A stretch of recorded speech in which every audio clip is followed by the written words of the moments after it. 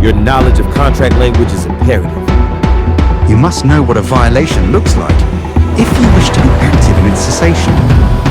It is important to understand that being active and knowledgeable affects your overall bargaining strength. Together, towards a more militant NALC.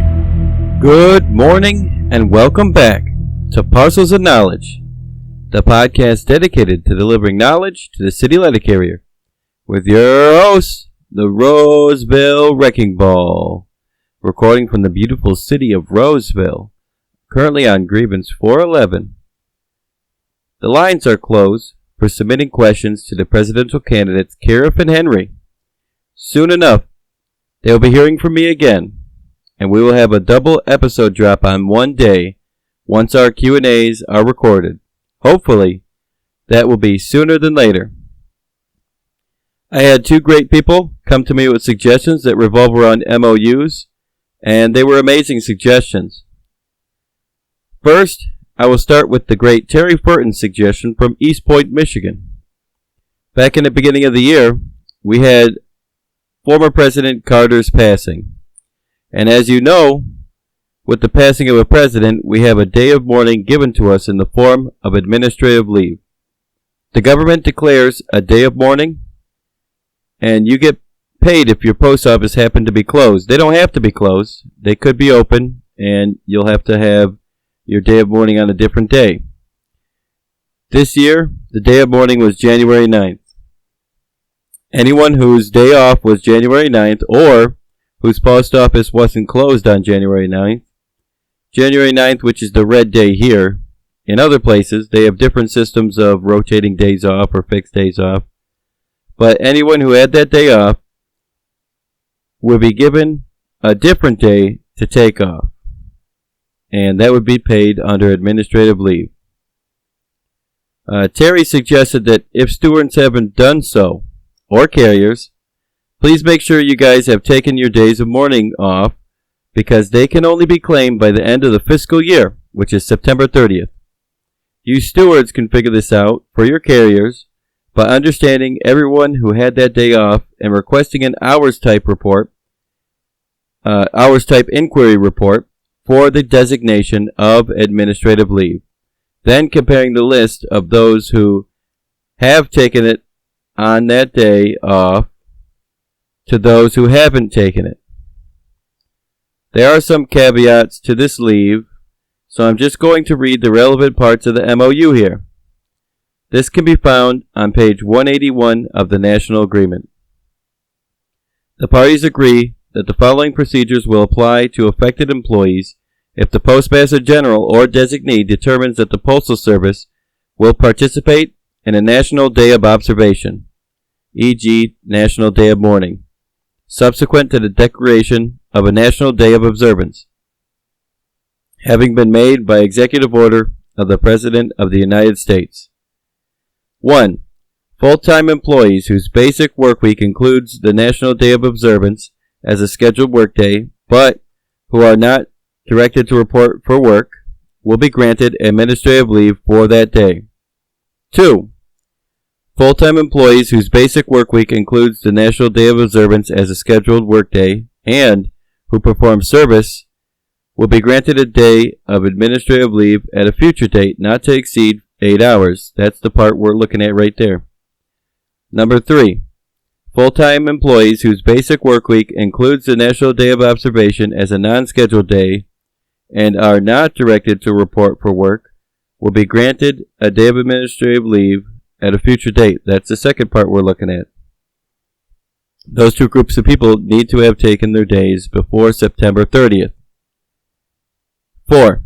If the National Day of Observance is a full-time employee's non-scheduled day and the employee is scheduled to work, the employee will receive overtime pay plus up to 8 hours of future administrative leave for the numbers of hours worked. 5. The same provisions apply to part-time regular employees as apply to full-time employees. The total hours of administrative leave should only equal the scheduled hours for the National Day of Observance, which may be less than 8 hours. However, Part-time regular employees whose basic work week includes the National Day of Observance as a non-scheduled workday and who are not directed to report to work on the National Day of Observance will be granted a day of administrative leave at a future date equal to the average number of daily paid hours in their schedule for the service week previous to the service week in which the National Day of Observance occurs, which may be less than 8 hours. 6. Part-time flexible employees should be scheduled based on operational needs. Part-time flexible employees who work will be granted a day of administrative leave at a later date. The day of administrative leave will be based on the number of hours actually worked on the National Day of Observance not to exceed 8 hours. Part-time flexible employees who are not directed to work on the National Day of Observance will be granted administrative leave at a future date equal to the average number of daily paid hours during the service week previous to the service week in which the National Day of Observance occurs, not to exceed 8 hours. Transitional employees will only receive pay for actual work hours performed on the National Day of Observance. They will not receive administrative leave. 8. If an employee is on leave or continuation of pay on the National Day of Observance, the employee will be granted a day of administrative leave at a future date, not to exceed 8 hours. 9. An employee on OWCP, AWOL, suspension or pending removal on the National Day of Observance will not be granted administrative leave.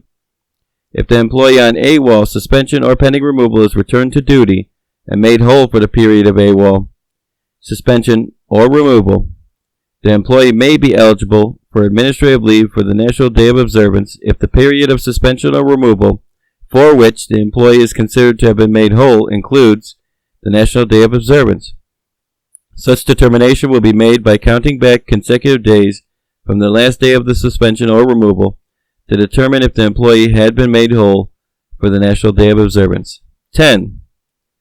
Where provisions in this MOU provide for a day of administrative leave to be taken for a future date, such leave must be granted and used within 6 months of the National Day of Observance or by the end of the fiscal year, whichever is later. However, administrative leave will not be granted to employees who are on extended leave for the entire period between the day of observance and 6 months from that date, or between the day of observance and the end of the fiscal year, whichever is later. 11. Administrative leave taken at a future date must be taken at one time. 12. Administrative leave to be taken at a future date may, at the employee's option, be substituted for previously scheduled but not used annual leave. 13. Administrative leave to be taken at a future date should be applied for by using the same procedures which govern the request and approval of annual leave consistent with the local memorandum of understanding. That should be whatever you guys have in your LMOUs that talk about taking incidental leave, not weekly leave, because this is a situation where it's only one day, not a full 5-day block. Next, I would like to talk about the ORNA MOU. It's actually not an MOU in itself, but the fact that they edited the conversion MOU that I read last episode to include new language that would include converting into UAR, unassigned regular, when we have people in an ORNA status, which means that they're on the rolls but not at the installation, such as on a long-term injury, but it's not limited to that situation. They do this here automatically over in my installation. In fact, they started it here long before the contract was even proposed, like in May of 2024. We randomly received like 4 or 5 UARs, and so did like a lot of my other installations. And when I talked to my postmaster, he told me that it was because of the people we had here that were not here at the time, and they were trying to help us in filling those roles. But just because they do it automatically doesn't mean they will do it right. And in other places, I'm sure they don't do it at all. with the way that the postal office operates. So I'm going to read the adjustments that are relevant to this change as follows, and you stewards who are militant can make sure this is being implemented correctly. It reads, unassigned full-time regulars, incumbent only, positions to cover vacancies created by full-time regular city letter carriers who are on the rolls but not available, ORNA, will be created. The following will be used to determine when an ORNA assignment needs to be created.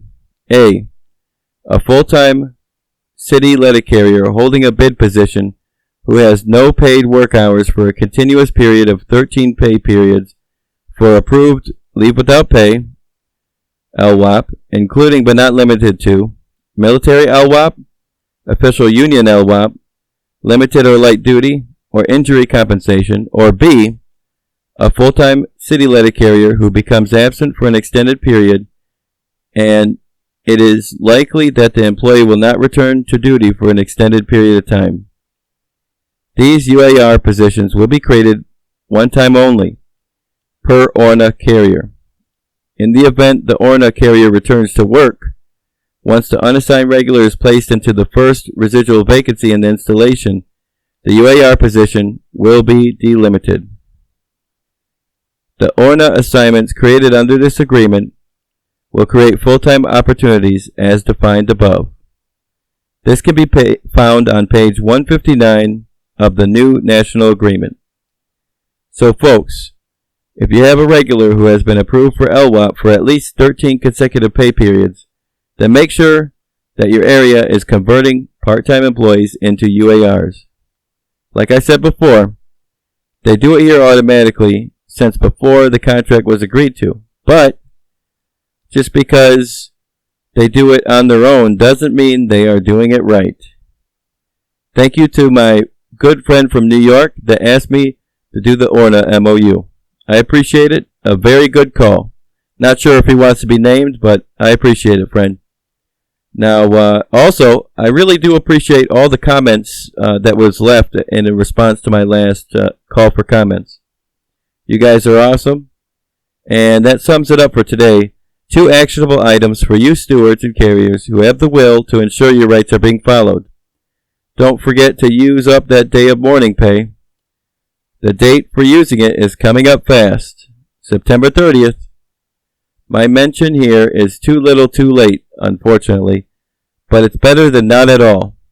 And I owe it to the quick wits of Terry Furton from East Point. Hopefully you learned something valuable today, and as always, have a good day.